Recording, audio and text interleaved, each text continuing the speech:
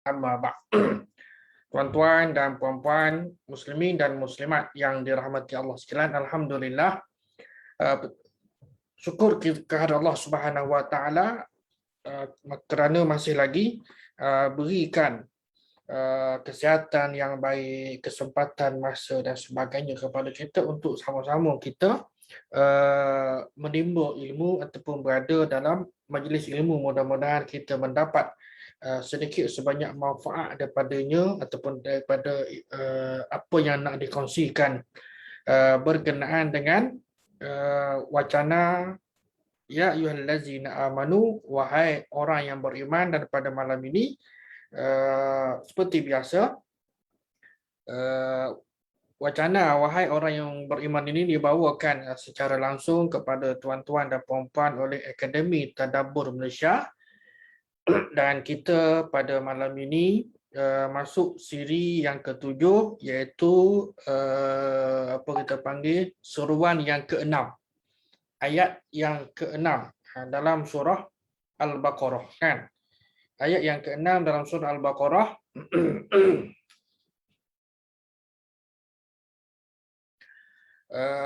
dengan tema kewajipan mematuhi semua cara Islam dan hindari jejak syaitan. Baik, ayatnya kita akan fokuskan kepada kewajipan mematuhi semua cara Islam, dan yang kedua tadilah menghindari jejak langkah syaitan. Qala Allah Subhanahu wa taala fi kitabil aziz ba'da a'udzubillahi minasyaitonir rajim. Ya ayyuhallazina amanu dkhulu fis-silmi kaffah wala tattabi'u khutuwatis syaitan innahu lakum aduwwum mubin. Ayat 208 surah Al-Baqarah. Ayat 209, wa in zaraltum min ba'di ma ja'atkumul bayyinatu fa'lamu annallaha azizun hakim. Sadaqallahul azim. Baik, maksudnya ya ayyuhallazina amanu, kita sedia maklum, wahai orang yang beriman, udkhulu, kan? Ini kalau dari sudut kaedah lah, bila apa panggil diwasalkan, ya ayyuhallazina amanu udkhulu fis-silmi kaffah, wahai orang yang beriman, masuklah kamu ke dalam as-silmi. Ini ada 3 tafsiran ulama. Yang sama ada mungkin kita faham masuklah kamu ke dalam Islam itu, ataupun ke dalam kesejahteraan itu, dalam kedamaian itu, atau dalam ketaatan itu, kafah, semua sekali. Tidak secara juzuk-juzuk, bahagian-bahagian.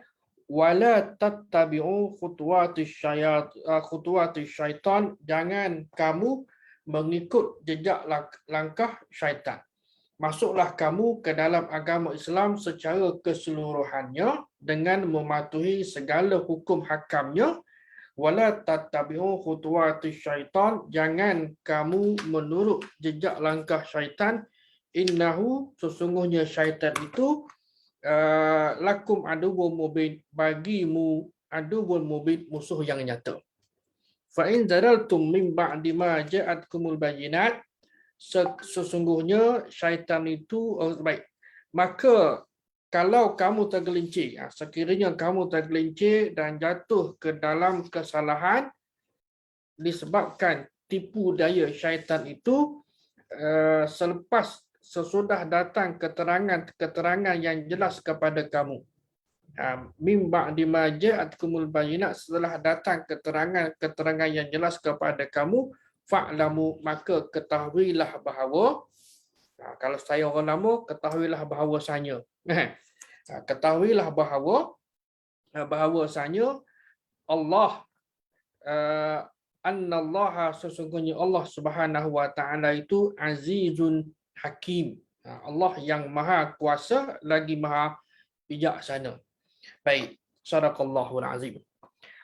Tuan-tuan dan puan-puan, muslimin dan muslimat yang dirahmati Allah sekalian, terdapat beberapa pendekatan ulama di dalam mentafsirkan ayat Al-Quran.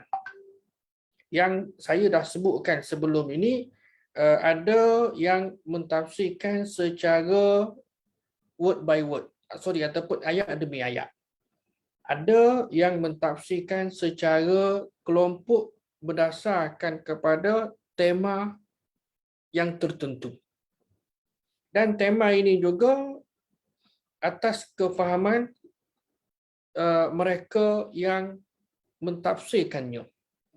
Sebagai contohnya ayat inilah, kan. Kalau kita merujuk kepada kitab-kitab tafsir baik yang klasik maupun yang kontemporari, sebahagian daripada ulama semasa lah kita kata, kalau yang biasa, kalau yang lama ni dia ayat demi ayat, cuma dibuat versi baru oleh pentahqiq, oleh penyunting dan dikelompokkan ayat mengikut tema. Kan, kalau ikutkan yang rasanya, misalnya tafsir At-Tabari, tafsir Al-Qurtubi, kan, tafsir Bahrul Muhit dan sebagainya, memang kebanyakannya begitulah. Maknanya para ulama ataupun para ahli tafsir ini mentafsirkan ayat demi ayat. Dia tidak by tema. Kemudian kalau ada yang baru pun yang buat mukhtasar ataupun ringkasan, dia kelompokkan ayat demi dia kelompokkan tema demi tema. Jadi dalam isu ini ataupun dalam tema wahai orang yang beriman ini juga ada sebahagian daripada ulama memasukkan dua ayat dalam isu inilah. Ada yang mengelompokkan 3 ayat. Artinya ayat 208, 209 dan 210. Ada yang meletakkan 2 ayat sahaja. Ini perbezaan pandangan dan ada justifikasi yang tersendirilah, kan. Oleh sebab itu juga tuan-tuan, bila kita baca ayat-ayat Al-Quran Al-Karim ni, kita kena mengetahui juga iaitu apa dia? Korelasi ataupun hubungan, atau bahasa Arab disebut munasabat. Kan, hubungan ayat yang sedang kita bicarakan ini dengan ayat yang terdahulu. Kan?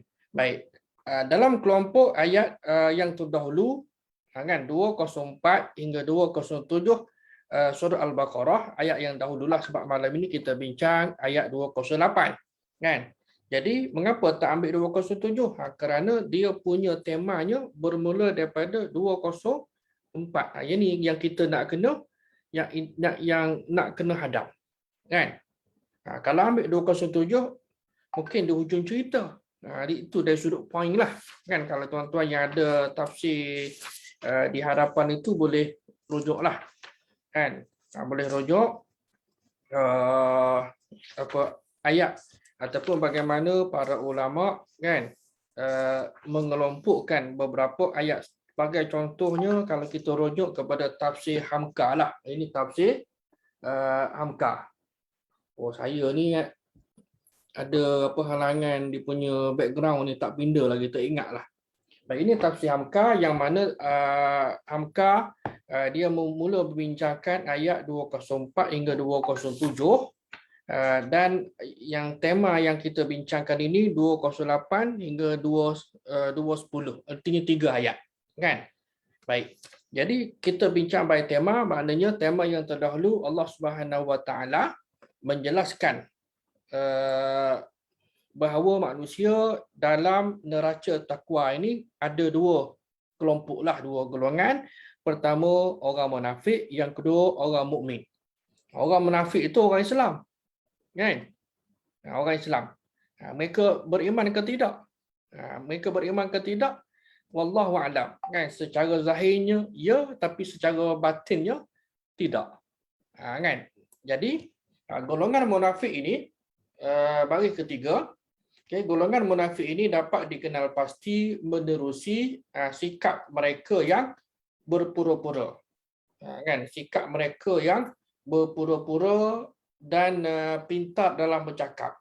Kita kata pandailah, lembut gigi dari lidah. Kan? Pintar dalam bercakap namun punya hati yang kejam dan naluri yang rosak. Ini, kan, pandai putar belik dan seumpamanya lah. Sebab inilah golongan munafik yang kita baca di dalam sirah Nabi sallallahu alaihi wasallam. Sementara golongan mukmin pula ialah mereka yang punya keimanan yang tulus, ikhlas hanya kepada Allah Subhanahu wa taala. Bukanlah bermakna orang mukmin terutama pada zaman awal Islam ini, zaman Nabi, zaman sahabat kan dan sebagainya, orang panggil apa? Pembaris. Tidak kan? Bukan kata jenis luruh benda tak. Mereka ni adalah orang yang benar-benar mempunyai tahap keyakinan yang tinggi dan tahap keimanan yang cukup kental. Kan? Cukup kental kepada apa yang dibawa oleh Nabi kita sallallahu alaihi wasallam. Baik. Ayat 208 dan ayat yang selepasnya menyatakan pula Allah menyeru kepada orang beriman supaya menyerah diri. Serah diri sebab kita dah maklum definisi Islam ialah menyerah diri ataupun penyerahan yang total, yang mutlak kepada Allah Subhanahu wa taala. Kan kita faham bila mana seorang itu mengucap dua kalimah syahadah, dia kena menerima asyhadu an la ilaha illallah, tidak ada tuhan yang disembah melainkan Allah, dan wa asyhadu anna Muhammadan Rasulullah ataupun abduhu wa rasuluh, tidak naik saksi ataupun bersaksi bahawa Muhammad itu adalah Rasulullah. Kan? Jadi banyak cendekiawan ataupun ramai ulama lah, misalnya Al-Qardawi sendiri pun dia menggariskan bila mana manusia menerima syahadatut tauhid, kalimah tauhid la ilaha illallah, artinya ada tiga perkara yang perlu dia ketahui dan patuhi. Pertama apa dia? Tidak ada yang disembah melainkan Allah. Kan? Menerima peraturan undang-undang dan sebagainya lah. Baik. Jadi bagi orang yang beriman, bila masuk Islam, artinya dia kena taat semua sekali. Jadi ayat ini, sebab turun ayat ini ialah tuan-tuan, diturunkan kepada ahli kitab. Ini kitab Al-Wahidi. Nampak ke? Ini Al-Wahidi Asbabun Nuzul. Kan? Jadi diturunkan mengenai ahli kitab Abdullah bin Salam, Asad bin Ubaid, Sa'labah dan geng dia ni yang memeluk Islam tetapi masih lagi mengamalkan sebahagian daripada hukum hakam yang lama. Kan? Maknanya apa yang ada dalam agama mereka lah. Apa yang ada dalam agama mereka. Kan? Itu yang mereka buat. Jadi teguran daripada Allah Taala secara lembut, wahai orang beriman, merujuk kepada mereka. Kan? Khususnya kepada golongan ahli kitab yang perlu Islam tapi masih lagi mengamalkan sebahagian daripada hukum hakam yang ada dalam agama yang terdahulu. Seperti apa? Contoh di sini ialah menghormati hari Sabtu sebagai hari raya mereka. Dan kita tahu orang Yahudi hari Sabtu hari kebesaran agama kan. Mereka tidak makan daging unta, susu unta kan dan sebagainya lah. Maka mereka berkata, wahai Rasulullah, Taurat tu kitab Allah. Betul lah kan. Tapi kita mengaji memanglah betul, akan tetapi Taurat itu telah pun diselewengkan. Jadi mereka kata Taurat itu adalah kitab Allah dan biarkanlah maknanya beri peluanglah bagi kami menegakkan hukumnya dalam ibadah kami pada waktu malam. Lalu Allah Subhanahu wa taala turunkan ayat ini supaya mereka dapat terima, artinya bila masuk Islam itu mereka menerima akan kesyumulan Islam dalam hidup mereka. Ini Al-Wahidi ni kan dalam kitab Asbabun Nuzul muka surat 35 kan. Baik, ini sekadar contohlah kan, maknanya wahai orang beriman, secara khusus ditujukan kepada golongan ahli kitab yang perlu Islam, namun secara umumnya kita sendiri pun dalam konteks kita lah di Nusantara ini pun kan, di mana sahaja kan, di Eropah ke dalam konteks kita ni, Islam dah diterima lebih 1000 tahun tetapi masih ada lagi saki baki amalan daripada pengaruh yang terdahulu diamalkan oleh sebahagian masyarakat kita. Kan ada tak? Tak kira lah pengaruh daripada animisme ke, daripada Hindu, Buddha ke, ada ke tuan-tuan? Yang sekarang ni pun saya tak tahulah, mungkin dalam oleh kerana kita MCO ni dalam 2 tahun, kalau sebelum ini masa kecil-kecil dulu cerita lama. Kan? Tok bila kita lalu bawah pokok, kita pun dengarlah orang cerita tok anak cucu tumpang lalu. Kan? Ungkapan ataupun kata-kata tadi itu, jadi minta pada siapa? Seolah minta pada penunggu, kepada pokok besar yang ada di kampung kita tadi, contohlah. Kan? Artinya itu ada masih lagi ada unsur animisme, kepercayaan kepada satu kuasa oleh masyarakat. Kan? Baik. Perbincangan ayat ini kita fokuskan kepada pertama perkataan as-silmi. Saya nak ringkaskanlah. Perkataan as-silmi ini ada 3 makna. Baik, ada 3 makna yang ni tuan-tuan boleh bacalah, hopefully-nya begitu. 3 makna yang pertama ialah makna Islam. Rujukan kepada pandangan daripada tokoh-tokoh tafsir seperti Imam At-Tabari, Imam Al-Qurtubi, Ibn Katsir, kan? Ini tokoh-tokoh klasik umpamanya, mereka mentafsirkan perkataan as-silmi itu dengan makna Islam. Dan pada masa yang sama juga ada satu lagi selepas tu ialah dengan makna at-ta'ah, ketaatan. Kan? Jadi 2 dalam 1. Kan? Dari sudut makna ada sedikit perbezaan lah, kan, antara bacaan Basriyin, orang Basrah dengan orang Kufah, antara baris atas baris bawah, kan. Yang tu kita tidak bincanglah, mungkin ustaz-ustaz yang fokus kepada tadabbur akan bincangkannya lah, kan. Baik. Jadi pertama ialah as-silmi, itu udkhulu fis silmi, masuklah kamu ke dalam as-silmi itu, ditafsirkan dengan makna Islam. Yang kedua maknanya ialah damai. Kan, silmi itu diberikan makna damai ataupun juga menjauhi krisis, perbalahan, pertelingkahan, kan, hapuskan sengketa, jangan berpecah belah, dan kena bersatu hati di dalam menegakkan syariat Allah Subhanahu wa taala. Kan, artinya kata kunci yang keduanya ialah damai. Yang pertama Islam, yang kedua damai, dan yang ketiganya ialah taat. Kan, dalam makna istislam, iaitu penyerahan atau menyerah diri, tunduk patuh kepada perintah Allah Subhanahu wa taala. Baik. Ini yang saya dah sebutkan tadilah, kan. Tokoh-tokoh ini memberi 2 makna. Pertama Islam, yang keduanya ialah taat. Kan? Jadi pengertian yang ketiga ini ada dalam tafsiran yang pertama. Namun diasingkanlah untuk nampak beza, kan. Jadi tiga pandangan dan 3 makna bagi perkataan, sama ada dibaca dengan as-silmu ataupun juga as-salmu ataupun juga as-salamu, kan. Walaupun di pakar-pakar bahasa juga ada perbincangan yang detail lah.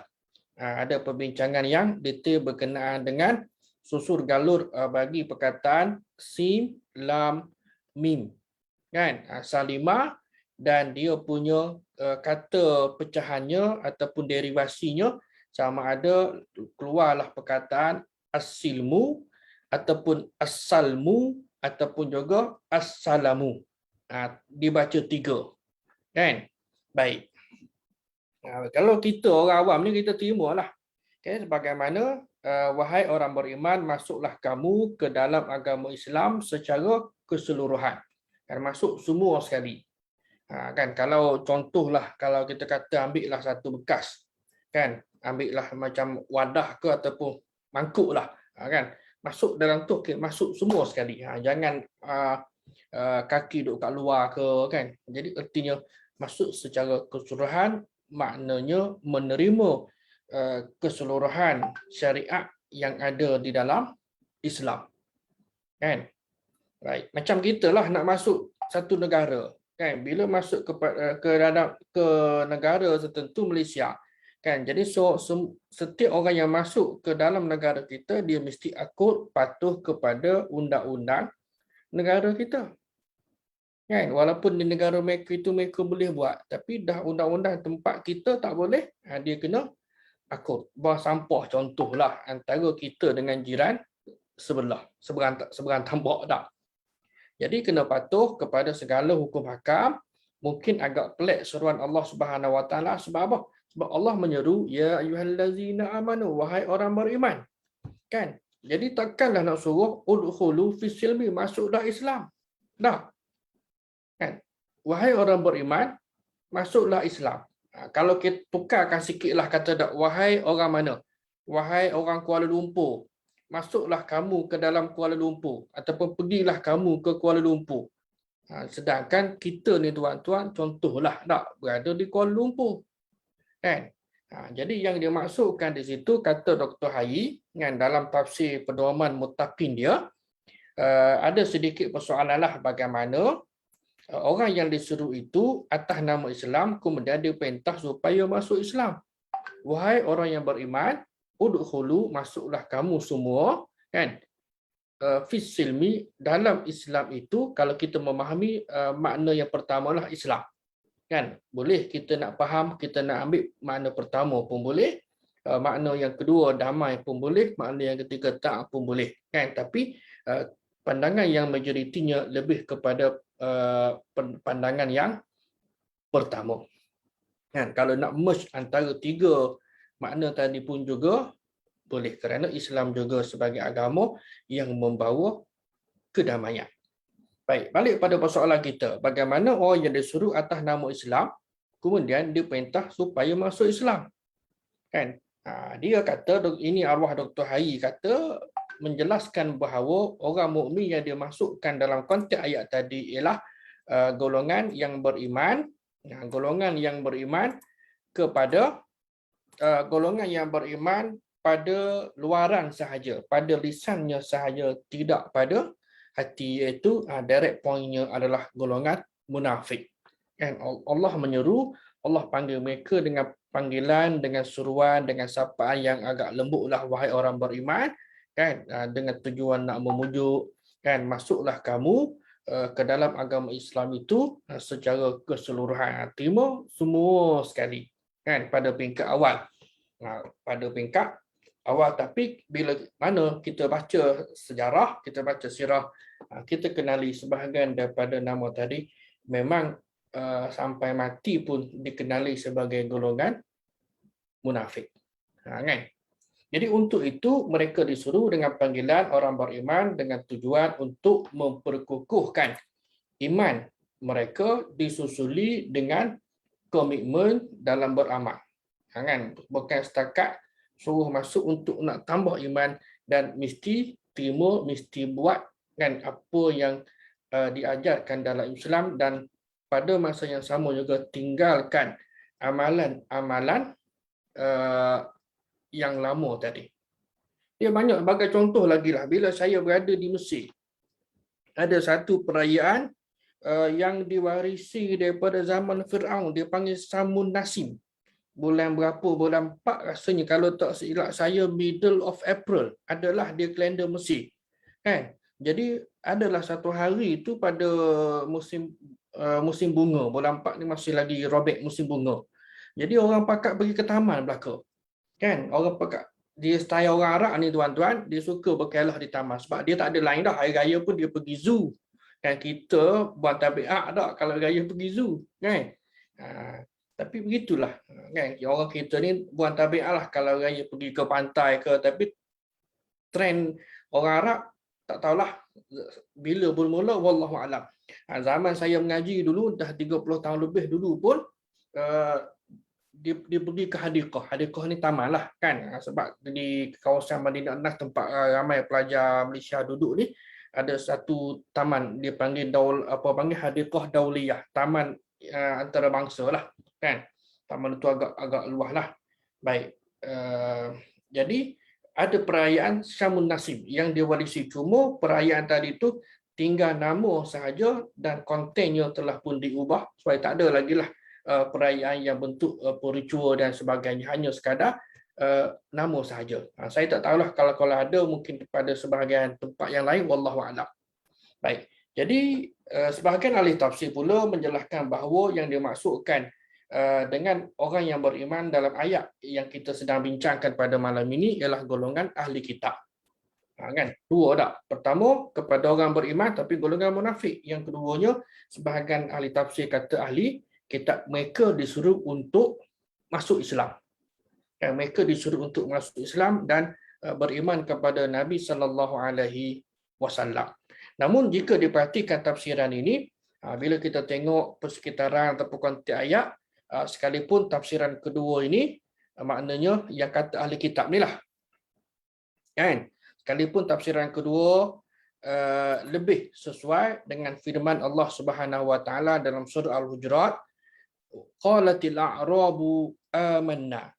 Kata orang Arab Badui ini, dia jawab amanna, kami telah beriman. Kul, Allah kata, wahai Muhammad, kan, cakap pada mereka, lam tu'minu. Katakanlah, lam tu'minu, mereka itu tidak beriman.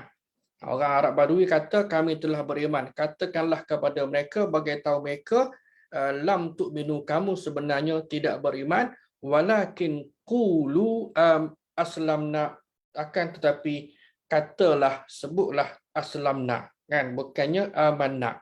Aslamna, dia punya level antara mukmin dengan muslim. Aslamna ini level yang paling rendah dah. Ada 5 level kan, kita dah bincang sebelum ini.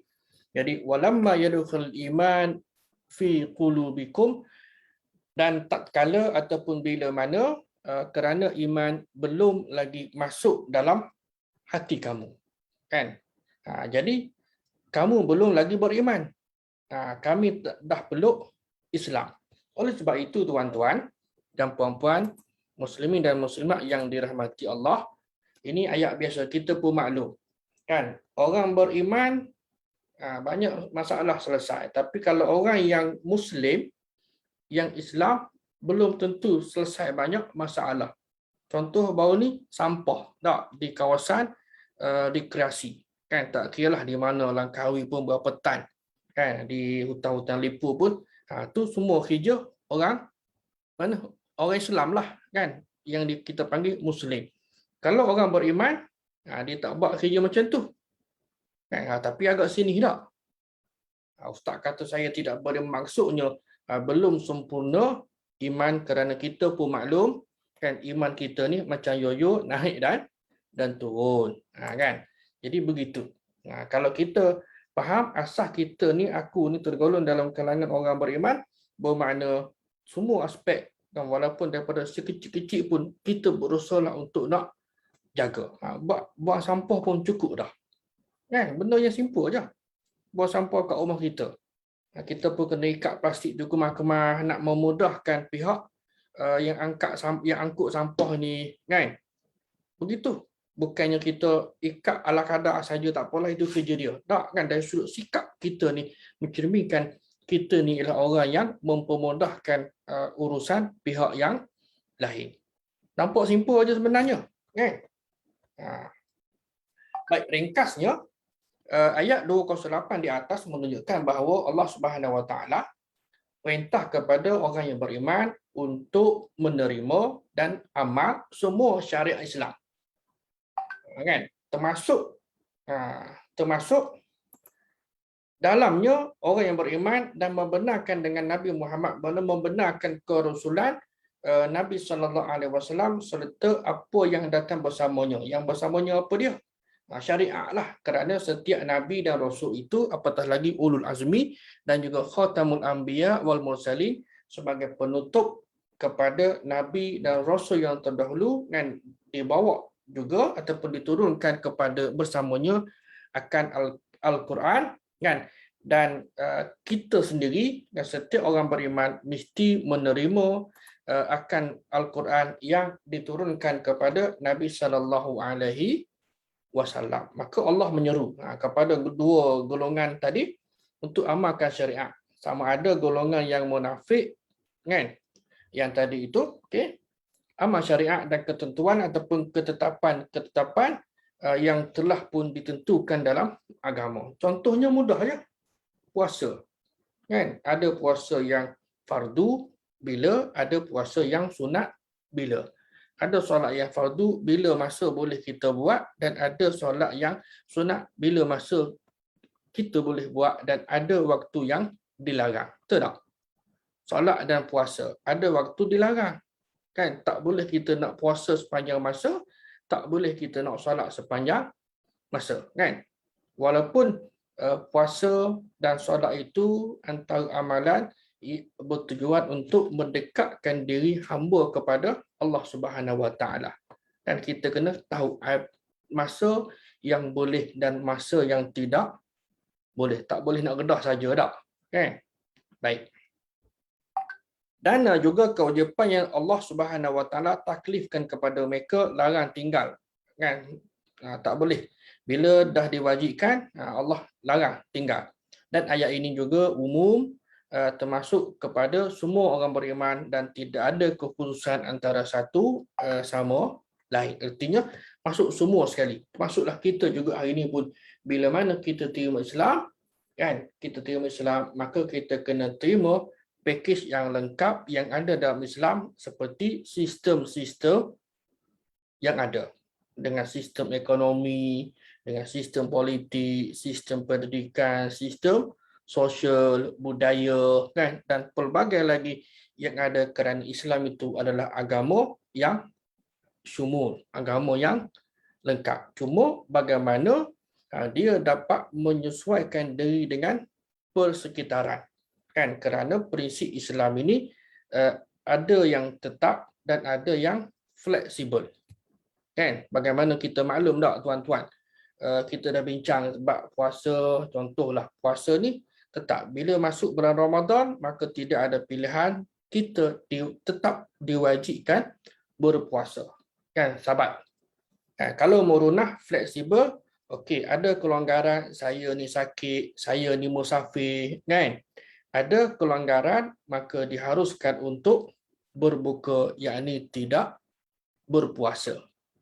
Kan? Bab solat pun sama, kelonggaran kerana musafir boleh dipendekkan, kan, dijamakkan, tak? Zuhur, asar dicantumkan sekali, dijamakkan jamak takdim ataupun jamak takhir, kan, jamak dan qasar, kan. Ada kemudahan. Nak tinggal? No. Nanti sampai rumah lah kita buat, tak boleh. Contohlah, seorang tadi tu dia keluar Zuhur, kan, sebelum Zuhur lagi, ataupun lepas Zuhur, kan, tak sembahyang pun. Ya, ataupun dia sembahyang Zuhur, okey, dia pun keluar. Asar pun tak buat, Maghrib pun tak buat, kemudian malam baru dia balik. Manalah tahu, kok-koklah pergi pawagam ke apa ke, kan, pergi belega di apa panggil mall, kan. Mungkin orang yang tak biasa ialah nak buat apa lama-lama. Bagi orang yang dah biasa 3-4 jam ni satu benda yang biasa bagi mereka untuk berada dalam mana-mana shopping kompleks. Betul ke? Wallahu a'lam, tak? Saya tak biasa, kan. Kalau sekadar sejam itu kita kira yang sebelum MCO lah, kan. Sejam itu mungkin dalam ataupun 2 jam ke normal time lah, kita kata, tak, kita nak cari barang dan sebagainya. Baik. Kemudian yang keduanya ialah pentafsiran perkataan udkhulu fis silmi, kan, ada 3 makna tadi itu: Islam, damai dan taat. Kafah. Kafah ini juga tuan-tuan dan puan-puan saya kira juga maklum. Kafah ini Al-Allamah Ibnu Manzur dalam kitab dia Lisanul Arab beri makna jamaah. Makna kafah ini adalah jami'. Jami' maknanya semua sekali. Jami' ini ialah semua sekali. Macam kita kata orang Arab dan tempat kita tidur pun kita panggil masjid jami'. Sebab apa masjid jami'? Ada masjid Korea, ada masjid bandar, ada masjid institusi, ada masjid jami'. Masjid jami' ini merujuk kepada masjid daerah. Satu sahaja masjid jami' yang ada dalam daerah. kan. Kalau di Hulu Langak lah, okay, oleh kerana saya tinggal dalam daerah Hulu Langak, masjid jamiknya adalah masjid Bandar Kajang. Kan dia kira sebagai masjid ibu lah dah kan kepada daerah tadi. Jamik maknanya sebagai atas wazan fa'il yang menyatukan ataupun yang menghimpunkan. Baik, jamik juga ialah makna semua. Dan juga yang keduanya ialah ihatah. Ihatah ini ialah meliputi. Tuan-tuan kita baca Al-Quran muhit kan. Maknanya ilmu Allah ini yang maha meluas kan. Tafsir kita tafsir pada Al-Bahrul Muhit. Lautan yang meluas. Artinya yang serba meliputi ataupun cover semua. Jadi bila kafah ini mana semua sekali.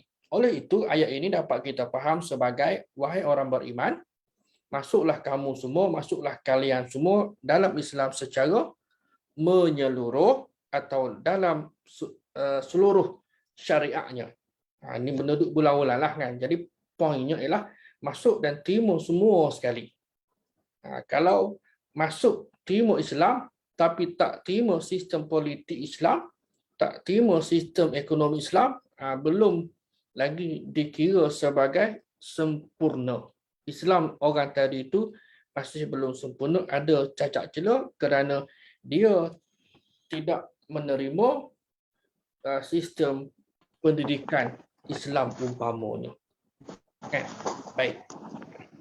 Antara lain juga ialah seperti Abu Hayyan Al-Andalusi dalam tafsir dia yang baru disebutkan tadi, tafsir Bahrul Muhit. Dia kata kafah ini isim fa'il. Kafah kan isim fa'il yang makna jami'an yang menyeluruh. Asal kata kafah ini merupakan istiqaq ataupun pecahan. Istiqaq pecahan daripada kaf. Kan bahasa ni kaf alif fa kaf kan. Kafah ada ta marbutah itu. Kalau kita ni biasa dibezakan antara perkataan muzakkar dan muannas, tak, lelaki dan perempuan. Kalau biasa orang awam budak-budak yang mengaji kita kata okey sebagai pembeza lah kan antara perkataan talib pelajar lelaki, talibah pelajar perempuan. Kan tilmizun murid lelaki, tilmizatun murid perempuan.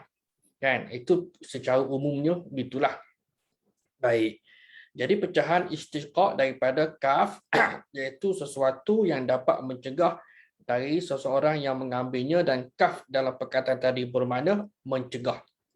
Baik, dalam Mafatihul Ghaib pula Imam Fakhruddin Ar-Razi dia memetik pandangan Imam Al-Qaffar yang makna kafah itu balik kepada orang yang diperintahkan untuk masuk Islam. Artinya masuklah kamu secara berjemaah, berkumpulan. Kan? Ini secara kumpulan. Ada dua lah kan. Pertama, by group tadi tu. Maknanya puak-puak munafik ini kan kalau dalam konteks khitab ayat tadi tu Allah suruh kepada golongan ahli kitab ataupun golongan munafik lah dalam konteks yang pertama kan masuk semua sekali, mana puak kamu, grup kamu. Yang kedua dengan makna menerima secara keseluruhan. Kan dua maknalah kafah ini. Pertama masuk dengan baik group tadi tu, puak dia, kelompok dia. Yang keduanya ialah dengan makna menerima Islam itu secara keseluruhan sebagaimana maklumat yang kita dah ada. Baik, kita juga maklum tuan-tuan, Islam ini dia ada belaka. Kan? Ada belaka bahasa mudah tak? Ada tentang keimanan, ibadah dan muamalat, akhlak, kan? Perintah dan larangan, kan, dan sebagainya lah, kan, dengan sistem-sistem yang ada tadi. Bila mana kita bincang syariat juga. Syariat ini yang saya dah sebutkan dalam kuliah yang lalu, tema qisas dia tidak hanya kepada hudud sahaja. Kan, qisas bunuh balas, kan, bunuh balas ini pun kita berikan kefahaman kepada masyarakat. Bunuh balas ada dua, kan, membunuh dan juga apa dia saya kata itu cedera balas, kan. Cedera balas. Kan yang ketiga kategori syarat Islam ialah dari sudut punishment ataupun hukuman ialah takzir. Hukuman kan, langgar lampu merah, buang sampah kan. Jadi peraturan oleh PBT dan sebagainya tadi juga boleh digubah dan dikuatkuasakan, dan dalam Islam ia dinamakan sebagai hukuman takzir. Kan, jadi ada. Itu terpulang kepada kebijaksanaan pihak penguasa bagaimana nak buat. Baik, kita maklum. Jadi juga misalnya beriman bahawa Allah Ta'ala Tuhan yang Maha Esa. Qul wallahu ahad, dan Nabi Muhammad itu adalah pesuruh Allah ke manusia, rahmatan lil alamin. Kewajipan kita solat 5 waktu, puasa Ramadan, kan, arak judi haram, dan juga ada beberapa ketentuan lain dalam agama, kan. Baik. Kemudian yang kedua ialah cerita tentang kedamaian dan perdamaian. Kan? Balik semula kepada as-silmi tadi itu. Ini pun saya nak skip lah. Tuan-tuan boleh baca nota ini. Kita ringkaskan saja. Jadi ini dalam pandangan Quraisy Shihab lah. Kan? Masuklah kamu, benda yang hampir samalah. Semua tanpa kecuali jangan seorang pun di antara kamu tidak masuk ke dalam kedamaian. Dia memberikan pentafsiran kepada makna yang kedua lah. Kan? Makna yang kedua iaitu kedamaian, ataupun juga makna pertama iaitu as-silmi, membawa maksud Islam.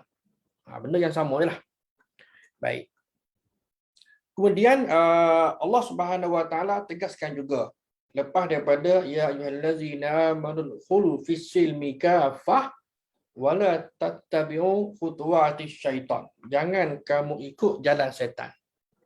Jalan setan ini jalan apa? Kita maklum ada jalan yang bahagia, ada jalan yang sengsara. Kan? Ada jalan yang bahagia ikut ajaran Quran, manakala yang sengsara sudah tentulah jalan yang dipandu oleh setan.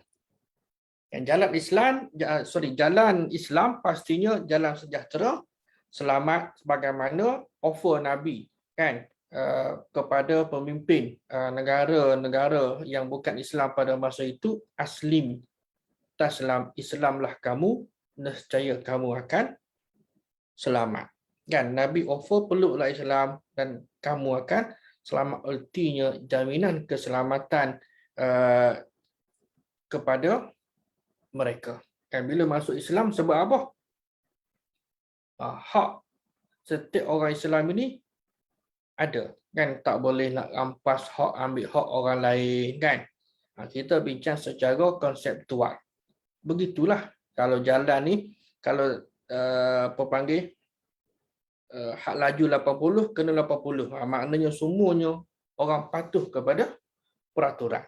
Kan seronok. Tapi tidak begitu, kerana adanya syaitan ataupun iblis yang kerjanya ialah untuk nak menghasut anak Adam bersama dengan dia dalam neraka nantilah.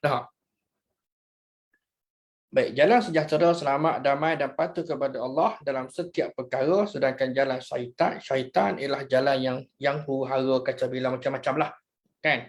Maka kita manusia ada akal. Allah Subhanahu Wa Taala bagi akal yang sempurna, yang waras untuk kita nak pilih. Bak makan jugalah tuan-tuan.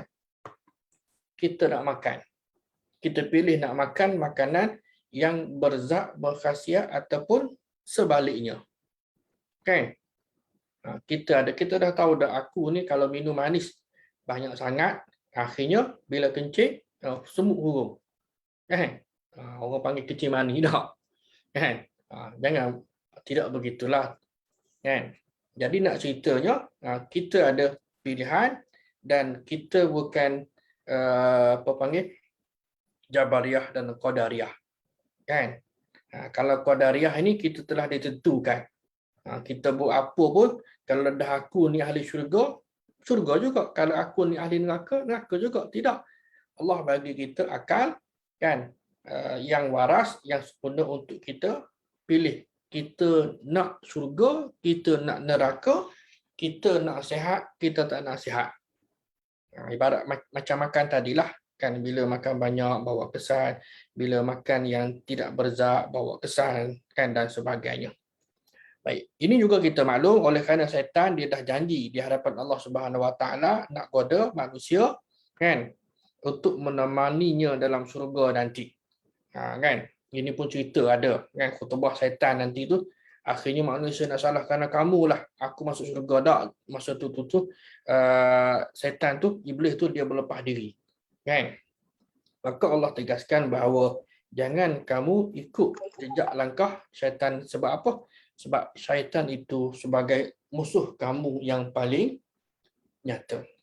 Walaupun dulu komunis musuh negara, hari ini dadah musuh negara, kan, tapi syaitan tetap musuh nombor satu kepada umat Islam, kan, walaupun tak nampak, kan, walaupun tak nampak, kena yakin dan terimalah firman Allah Subhanahu Wa Taala, dia adalah musuh yang nyata kepada kita umat Islam, terutama orang yang mengaku sebagai orang yang beriman. Baik. Kemudian frasa khutuwati syaitan. Langkah-langkah syaitan ini mengandungi petunjuk ataupun isyarat bahawa syaitan akan membawa manusia menempuh jalan bertahap, langkah demi langkah, menyebabkan yang dirayu tidak sedar. Jadi kalau dalam bahasa direknya, dia akan bawa manusia yang ikut dia tadi ke dalam neraka. Jadi syaitan ni juga, tuan-tuan, dia banyak melakukan helah ataupun tipu daya. Dia guna pelbagai cara lah, kan, untuk goda manusia. Bukan setakat dia suruh buat maksiat, ada juga dia suruh buat nampak kebaikan, tapi kebaikan tadi sebenarnya ibarat macam fata morgana. Justru ada satu kitab yang disusun ataupun yang ditulis oleh seorang ulama abad ke-6 lah, di hujung yang meninggal pada 597 Hijriah, iaitu Ibnul Jauzi. Ibnul Jauzi, dia jangan confuse dengan Ibnu Qayyim al-Jauziyah, tak, Ibnul Jauzi. Dia ada tulis satu kitab Talbisu Iblis. Talbisu Iblis ni ada terjemahan dia dalam bahasa Melayu pun, kan. Baik, antara poin yang dapat dikutip dalam kitab ini, dia cerita banyaklah, kan. Kalau tuan-tuan dah ada ataupun yang belum ada, boleh carilah, tarik saja nama kitab ini, insya-Allah boleh beli di mana-mana Shopee lah. Baik, antara poin hiasan syaitan ini yang dapat dikutip daripada kitab Talbisu Iblis karangan Ibnul Jauzi ini, pertama, mencipta sesuatu yang baru dalam agama ataupun orang panggil bid'ah. Benda mudah aja kita nak faham, kan. Contohnya puasa. Hari ini hari Selasa, tuan-tuan. Ada orang puasa ke? Ada orang puasa ke? Kan? Baik, seorang tu jawab, kan, ada. Saya pun tanya puasa apa? Dia kata puasa sunat hari 14, Ustaz. Alhamdulillah, kan. Walaupun hari ini hari Selasa, dalam syariat Islam tidak disyariatkan berpuasa sunat pada hari Selasa.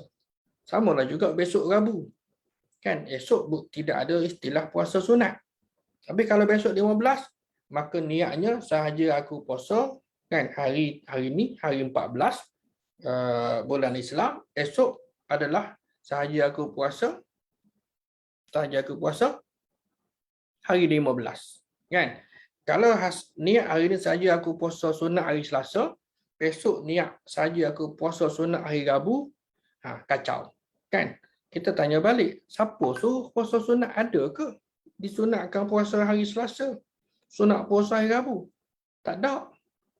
Salah ke? Di situ pentingnya innamal a'malu binniyat. Niat itu penting, ilmu itu penting. Maka nak puasalah kena niat yang betul dan amalan tadi ada asas dan sandarannya, iaitu hari ini dikenali sebagai hari-hari putih, kan. 13, 14 dan 15 setiap bulan Islam. Maka orang yang berpuasa pada hari tersebut, kan, Jatuh hari apa sekalipun, dia kira niatnya adalah puasa sunat pada hari putih.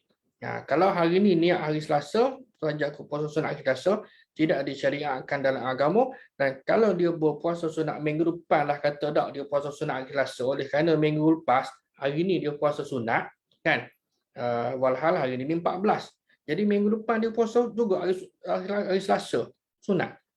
Jadi hari Selasa depan tidak disunatkan berpuasa, dan bila puasa dia kata sunat, maka dia telah pun menyelisihi sunnah Nabi SAW. Situ sahaja. Kan? Benda yang cukup simple. Maka bid'ah ialah satu bentuk penyesatan syaitan kepada manusia yang bawa bencana malapetaka kepada si pelakunya. Yang ni tuan-tuan pun secara detail lah boleh baca dalam hadis 40. Hadis yang keberapa? Yang kelima rasanya tak? Kan? Dan antara masalahnya ialah orang yang melakukan bid'ah ini, dia payah nak bertaubat. Sebab dia rasa apa yang dia buat itu betul. Tengok macam agama. Sedangkan yang dia buat sebenarnya bukan agama pun. Contoh kata puasa pada hari Selasa, bukan agama pun. Kan? Kerana tidak disunatkan puasa hari Selasa. Kan? Nampak macam puasa sunat tak? Yang mudah-mudahan boleh faham lah. Kan? Nak puasa, takkan tak boleh ustaz. Nak puasa Nabi Daud boleh, tapi kena konsisten lah. Selang sehari, okey, selesai. Kalau hanya sekadar 2 hari saja, tak dikira. Maka pelaku bid'ah ini memang agak payah untuk bertaubat. Sebab apa? Sebab dia rasa apa yang dia buat itu betul. Sedangkan dari sudut pertimbangan hukumnya adalah tidak betul. Inilah masalahnya. Kan dia rasa diri dia betul, mana mungkin dia akan bertaubat kepada Allah Subhanahu Wa Taala. Inilah yang kita baca tiap-tiap minggu, tuan-tuan. Kan? Kul hal nunabbiukum bil akhsarina a'mala. Katakanlah wahai Muhammad, nunabbiukum, maukah kami ceritakan kepada kamu, hey Muhammad, bil akhsarina a'mala, orang yang paling rugi amal ibadat dia. Nak siapa dia? Allazina dhalla sa'yuhum fil hayatid dunya, orang yang dhalla sa'yuhum, iaitu orang yang sia-sia amal usahanya dalam kehidupan dunia, wahum yahsabuna annahum yuhsinuna sun'a. Orang yang sia-sia buat amal. Buatlah contohlah kata puasa sunat tak hari Selasa. Sedangkan hari Selasa tidak disyariatkan untuk berpuasa sunat. Kalau buat boleh pahala tak, tuan-tuan? Pahala ini hak Allah, kan? Bila hak Allah, dia yang akan beri. Bermakna bila dia akan beri, okey, mana nas yang menunjukkan akan persyariatan sunat berpuasa pada hari Selasa? Tidak ada, maka tak ada lah. Maka tidak disunatkan puasa pada hari Selasa. Kan? Nak puasa juga, nak puasa juga, wallahu a'lam. Kan? Ni apa tak tahu. Jadi kalau puasa juga, maka dia akan jadi amalan yang sia, walaupun nampak baik. Yang ni yang kena faham, nampak baik, kan, puasa. Kan? Jadi amalan yang sia-sia dalam kehidupan dia, kerana agama ini adalah dia follow, kan? Follow lah. Kalau orang puasa, tuan-tuan, dia puasa Senin Khamis dalam 8 hari. Campur dengan 13, 14 dan 15, 11, mungkin jadi 10 yang didanda. Bermakna 1/3, kan, daripada bulan tersebut dia telah berpuasa. Dah cukup baik dah. Kan, dah cukup baik kerana dia berpuasa pada hari yang disunatkan berpuasa. Confirm betul. Mudah-mudahan dia akan dapat ganjaran. Kan? Tapi kalau dah buat tidak pada tempatnya, maka orang yang sia-sia amalnya, kan, dalam kehidupan, sedangkan mereka sangka mereka betul. Kan? Ni annahum yuhsinuna sun'a, mereka sangka mereka buat itu betul lah, sedangkan dari sudut neraca hukumnya adalah tidak betul. Imam Ibn Katsir ketika mentafsirkan ayat ini, dia kata ayat ini sifat umum, kan, mana secara umum dia merangkumi siapa saja yang beribadah kepada Allah Ta'ala di luar jalan yang diredainya. Contoh puasa tadilah, kan, puasa tadi. Ataupun juga kita nak solat sunat lepas asar. Boleh ke? Tak boleh. Kan? Kerana waktu tadi adalah waktu yang diharamkan. Kan? Waktu yang diharamkan. Sambil menganggap jalan yang dipilihnya benar dan amalnya diterima. Sedangkan dia dah berada pada jalan yang salah dan amalnya ditolak. Wal'iyadzubillah min zalik. Oleh sebab itu, kan Islam ini agama yang mudah, kita beramal pun kan buat yang mudah-mudah, artinya follow. Kan? Cukuplah kalau kita solat pun okey, kita boleh cari. Maknanya sebagai asas dan pertimbangan kepada tuan-tuan dan puan-puan pada malam ini, nak solat okey, tengok mana asas dia, kan? Kita solat duha, ada ke tidak hadis yang menunjukkan sedemikian? Kan? Kita solat apa lagi? Kan kita contohlah solat tahajud, ada ke tidak hadis? Mudah je kan, hari ini zaman online kan, klik saja laman-laman hadis ini, tengok boleh baca hadis sendiri kan, dan dalam bahasa Arab, bahasa Inggeris dan sebagainya lah. Maka atas dasar ini setiap orang beriman mesti berikan perhatian kepada sabda Nabi SAW, man ahdatha fil amrina haza ma laisa minhu fahuwa radun. Siapa yang buat sesuatu yang baru dalam agama, maka amalan tadi tertolak. Kan? Benda ni benda agama. Adapun kita guna laptop, kan, khotib guna mikrofon, kan, ketika berkhutbah dan seumpamanya, itu bukan masuk dalam perkara agama. Supaya kita dapat bezakan. Yang kedua ialah memperindahkan tindakan yang tidak penting antara al-mafdul dan meninggalkan yang fadil. Okey, 10-16. Maknanya dari sudut aulawiyat lah. Aulawiyat ni mungkin tuan-tuan ada baca apa panggil pandangan Dr. Yusuf Al-Qaradawi, umpamanya bab orang pergi umrah acak kali ni. Kan? Daripada pergi umrah acak kali, okey, bagi duit itu kepada orang lain yang kita rasa mungkin keluarga terdekat ke, okey, kamu pergi. Kan, bermakna kita juga akan dapat pahala. Kan, itu sekadar contohlah. Ataupun juga yang ada di sini, iktikaf dalam masjid. Lebih utama. Kan? Nak doa rezeki turun daripada langit. Tidak, yang penting ialah usaha. Kerana dia punya salah faham, kan, berusaha dan bekerja serta memperkuatkan benteng pertahanan kalau adalah dalam konteks hari ini berlakunya salah faham, kan. Balik kepada mengindahkan tindakan, makna kita meletakkan keutamaan apa dia. Keutamaan di dalam melaksanakan sesuatu. Ataupun juga kita tengok masjid lah. Contoh sebahagian daripada masjid ini, masjid yang besar-besar, kan, baru ni. Sekarang ni pun ada. Sekarang ni dah bila sektor ekonomi dah beroperasi, pada tahun lepas masjid yang ada tabur ni, ada berjuta-juta dalam akaun, kan, bila ramai dah kehilangan kerja, ramai yang merempak, tak ada makan dan seumpamanya dak, kan. Jadi patutnya keluarkanlah kan tabung masjid tadi itu, kan, secara berpingkat-pingkat lah. Masjid pun perlu ada, kan, untuk yang banyak juta tadi itu, kan, untuk membantu mereka yang lebih memerlukan. Tak kira lah sama ada yang bersifat lokal. Bersifat lokal maksudnya dalam negara kita ataupun serantau di Filipina, kan, di Indonesia, Thailand dan sebagainya lah, kan, ataupun di peringkat antarabangsa di Palestin ke di mana-mana lah. Apa yang pasti ialah syaitan iblis ni berjaya. Dia mencantikkan seluruh perbuatan dan amalan tadi itu untuk kita buat. Kan, kita pergi haji, kita pergi umrah contoh, kan. Kita pergi umrah, memanglah saya kumpul duit 7,000 ni. Kan, yang baru ni kita tak bincang yang berapa kos.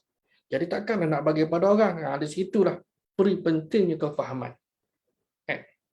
Yang ketiga, okey, 10-11 kita sambung sikit lagi. Yang ketiga ialah memperindahkan perbuatan yang keluar daripada norma amar ma'ruf nahi munkar. Satu perkara lagi ialah kita hari ini, tuan-tuan dan puan-puan, muslimin dan muslimat yang dirahmati Allah. Baik. Dah kurang dah amar ma'ruf nahi munkar. Dan iblis juga dia tacap cantik-cantik benda yang baik nampak buruk dan yang buruk nampak baik. Ada hari ni. Kan? Kita tengok dalam kaca TV, kan, dan sebagainya lah. Okey. Ataupun juga dalam kalangan masyarakat kita ni. Yang nampak baik tapi dia sebenarnya bukan satu amalan yang baik. Baik. Dan Allah Subhanahu Wa Taala mencela golongan Bani Israel yang terlibat dalam kemungkaran sebagaimana ada dalam surah Al-Maidah, lu'inal ladzina kafaru min Bani Israel, Allah melaknat, telah dilaknat orang kafir daripada Bani Israel ala lisani Dawud wa Isa bin Maryam, dengan lisan Daud dan Nabi Isa putera Maryam, zalika bima asaw wa kanu ya'tadun, kerana apa? Disebabkan oleh mereka asaw wa kanu ya'tadun, dan mereka itu melampau had ataupun batas dalam banyak perkara. Kan? Contoh yang mudahlah bab makan pun kita sendiri, kita jangan melampau. Bersederhana cukup. Kanu la yatanahuna 'an munkari. Ini the main point. Mereka tidak melarang daripada la yatanahuna 'an munkar. Tidak melarang benda mungkar, kan, fa'aluhu yang mereka buat. Labi sa makanu yaf'alun, sesungguhnya amat buruklah apa yang mereka selalu buat. Kan, mereka tak tegah, dan kita pun kita takutlah tak yang berlaku pada diri kita dan pada keluarga kita yang paling dekat. Kan, kita ada kuasa atau tidak untuk nak tegah tadi. Kan, kita tak nak jadi terbalik tak. Jadi kita tak mau amar ma'ruf tadi itu jadi naha ma'ruf amar munkar, tak terbalik. Wal ya'zubillah min zalik. Dan yang keempat ialah ini kerja setan juga, menakut-nakutkan orang beriman. Antaranya apa dia? Harta lah. Tuhibbunal mala hubban jamma. Kita baca dalam surah Al-Fajr ini bahawa kita manusia ni memang kita suka kepada harta, kumpul harta tak? Kan, dalam surah wailul likulli humazatil lumazah allazi jama'a malan wa addadah. Kan, golongan yang menghimpunkan harta wa addadah, dan hari-hari duk kira. Hari-hari duk tengok akaun lah. Contohlah hari ni tak, kalau dulu orang kira duit, kan hari ni orang duk check akaun. Oh, banyaknya duit aku, hari duk tengok akaun. Jadi memang kita manusia suka kepada harta benda, tapi ingat kan, ingat pesan Allah Subhanahu Wa Taala, Allah hiaskan kepada manusia memang ini naluri, suka akan kepada hubus syahwati minan nisa wal banin wal qanatiril muqantarati minaz zahabi wal fiddah. Kan, dihiaskan dan dijadikan indah kepada manusia, suka kepada benda-benda yang diingini oleh nafsu syahwat kita lah, perempuan, kemudian anak pinak, qanatir, harta yang banyak, kemudian tak kiralah mah dan perak, kan, wal khailil musawwamah. Kalau dulu ni kuda, hari ni kereta, tak, kenderaan mewah lah, kan, wal an'am wal has, dulu adalah binatang-binatang ternak dan juga ladang-ladang, kebun tanaman. Semua tadi itu mata'ul hayati dunia, kesenangan hidup dunia.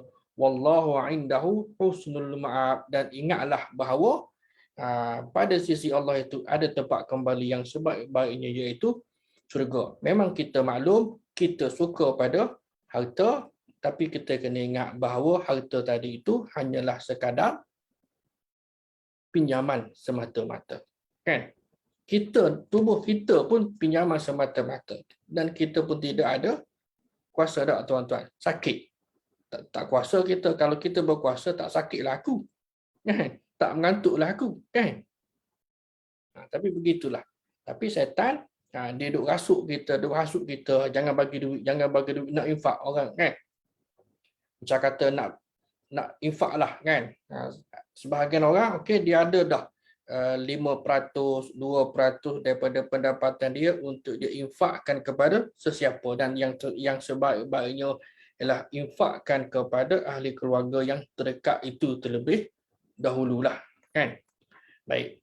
Jadi Islam benarkan kita ada harta, kan? Cara nak dapat pun mesti dengan cara yang betul, kan?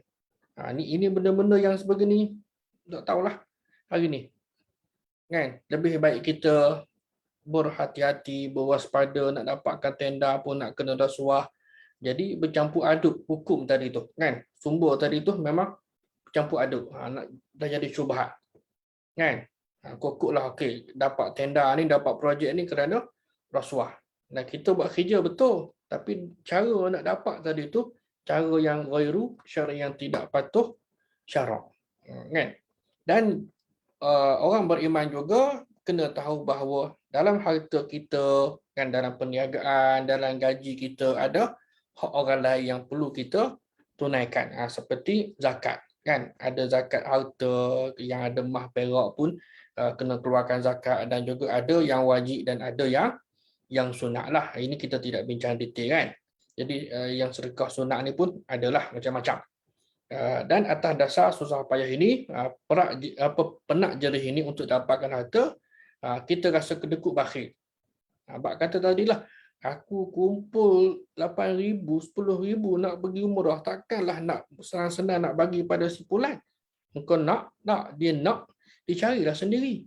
Kan? Contoh begitulah. Tapi kalau kita ada kefahaman yang betul, kan, kita rasa kita boleh bagi dan dia akan dapat pahala, dan kita juga akan dapat pahala. Namun barang diingat, asyaitanu ya'idukumul faqra, setan tu dia sentiasa menjanjikan, yakni menakut-nakutkan kepada kita manusia, jangan bagi derma, jangan bagi derma, kan, nanti kamu jatuh miskin, jatuh apa tak jika kamu bersedekah dan menderma, kan. Dan disuruh wayak murukum bil fahsya, ini kerja setan, suruh kita sentiasa buat benda yang keji, yang jahat, yang buruk. Sedangkan Allah Ta'ala ya'idukum, janjikan kepada kamu, maghfiratan minhu wa fadla, Allah janji daripada perbuatan yang tadi itu, infak dan seumpamanya, akan mendapat keampunan daripada Allah Subhanahu Wa Ta'ala, dan juga mendapat kelebihan. Ini pun biasalah orang kita bercakap, kan, nak rezeki murah kena menderma, kan. Jangan pula okey, ini derma daripada saya, kan. Kan, ini derma daripada saya, kita waruakan pula. Jangan, biarlah kalau boleh tangan kiri pun tak tahu. Kalau kita duduk kat rumah ni, biarlah bini kita pun tak tahu, contohlah, kan. Kecuali ada benda-benda yang boleh kita kongsikan. Baik, tuan-tuan dan puan-puan, muslimin dan muslimat yang dirahmati Allah sekalian, sebagai penghujunglah, okay, syaitan juga sentiasa bisikkan ke dalam hati kita ni, orang Islam, jangan belanja, kan, kerana harta kamu akan habis.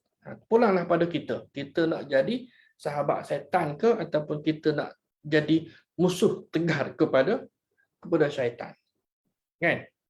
Inilah sekadar contoh. Baik, dan juga innama zalikumus syaitanu yukhawwifu awliya'ahu fala takhufuhum wa khafuni in kuntum mu'minin. Juga Allah Subhanahu Wa Taala sebutkan innama zalikumus syaitan, syaitan itu sesungguhnya pembawa berita yang demikian itu ialah syaitan yang bertujuan nak takut-takutkan kamu, pengikut-pengikutnya kaum musyrik. Oleh sebab itu janganlah kamu takut kepada dia, takutlah kepadaku. Dan takutlah kita ni kepada Allah Subhanahu Wa Taala, kan. Sebab syaitan ni tak boleh buat apa, kan. Dia hanya sekadar boleh membisikkan, boleh menimbulkan rasa was-was, dan dia tidak boleh merosakkan kita. Yang merosakkan kita siapa dia? Dalam kalangan manusia juga. Oleh sebab itu banyaklah membaca apa kita kata 3 kul umpamanya, kan, sebagaimana yang diajarkan oleh Nabi kita sallallahu alaihi wasallam. Tak, sebagian orang dijadikan sebagai amalan harian, kan, selain daripada wirid setiap kali lepas solat, dan juga masa nak tidur kalau boleh kita amalkanlah, kan. Baca 3 kul, kan, kemudian tiup tak sebagai ruqyah untuk, dan juga sebagai perisai untuk diri kita sebelum kita tidur pada setiap malam. Cuma kita masalah apa dia? Banyak lupa daripada ingat. Situ tak, kan, pada tidak doa tidur. Baik, tuan-tuan dan puan-puan yang dirahmati Allah sekalian, sekali dan yang last sekali ialah dan Allah puji orang beriman yang tidak ikut kehendak, kan. Allazina qala lahumun nas innan nasa qad jama'u lakum fakhshawhum fazadahum imana.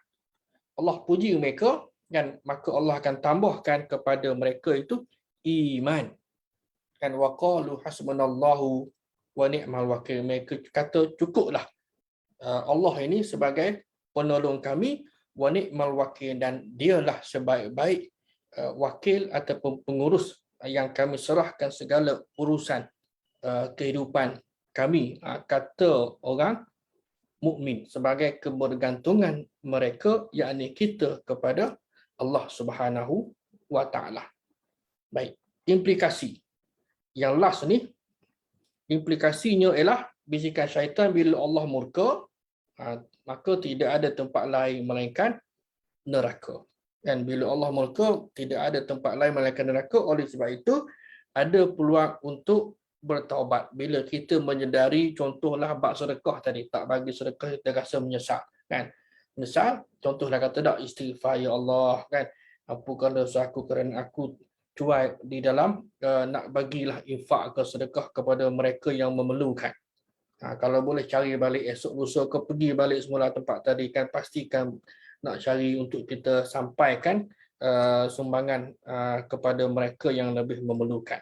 Dan ayat 209 ini diakhiri dengan sifat Allah Subhanahu Wa Taala yang maha perkasa. Bukan perkara ni, yang maha perkasa, maka tidak ada yang mampu membebaskan atau melepaskan diri daripada hukuman Allah. Kita juga maklum setiap orang kena.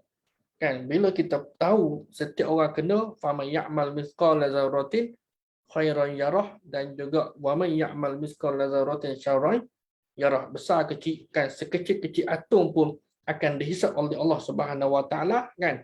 Jadi memang tidak akan terlepas daripada menerima pembalasan, sama ada pembalasan yang baik maupun pembalasan yang buruk. Yang kita bimbang, balasan yang buruk tadi itu bila neraca berat, kan, berat dosa daripada pahala, maka manusia tadi akan menghadapi sad ending dan neraka lah jawabnya.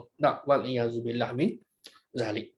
Dan sebagai kesimpulan, orang yang beriman ini, tuan-tuan, orang adalah orang yang yakin sepenuhnya kepada apa yang dibawa oleh Nabi kita sallallahu alaihi wasallam. Kena yakin. Sebab itu sebab Muslim kemudian naik mukmin. Kan? Kena yakin. Terima Islam itu sebagai agama yang bersepadu, orang panggil apa, holistik ke, komprehensif ke, menyeluruh ke, dan yakinlah Islam itu sebagai agama pilihan kita. Bukan kerana mungkin sebahagian daripada kita dilahirkan, kan, dalam keluarga Islam, maka kita pun terislam. Dia beza, tuan-tuan. Kalau ada rakan-rakan yang apa panggil, yang peluk Islam ini, cubalah tanya bagaimana pengalaman proses pencarian mereka, kan. Mudah-mudahan dia menjadi satu iktibar dan juga pengajaran dan inspirasi kepada kita untuk kita terus istiqamah di dalam melaksanakan ketaatan kita kepada Allah Subhanahu Wa Taala. Jadi saya kira sekadar itulah, mudah-mudahan apa yang dikongsikan pada malam ini dapatlah dimanfaatkan seadanya. Yang baik itu daripada Allah Subhanahu Wa Taala, yang lemah yang kurang itu daripada kelemahan kealpaan diri saya. Saya mohon ampun dan maaf, dan kita berhenti di sini. Wabillahi taufiq wal hidayah. Wassalamualaikum warahmatullahi wabarakatuh. Jazakumullah khairan katsira pada tuan-tuan dan puan-puan yang memberikan sokongan kerjasama kepada kami di Akademi Tadabbur Malaysia ini untuk terus mengendalikan program-program keilmuan ini untuk kebaikan umat sejagat. Wallahu a'lam. Wassalamualaikum warahmatullahi wabarakatuh. Dan kita tutup dengan kafaratul majlis dan suratul As. Subhanallah.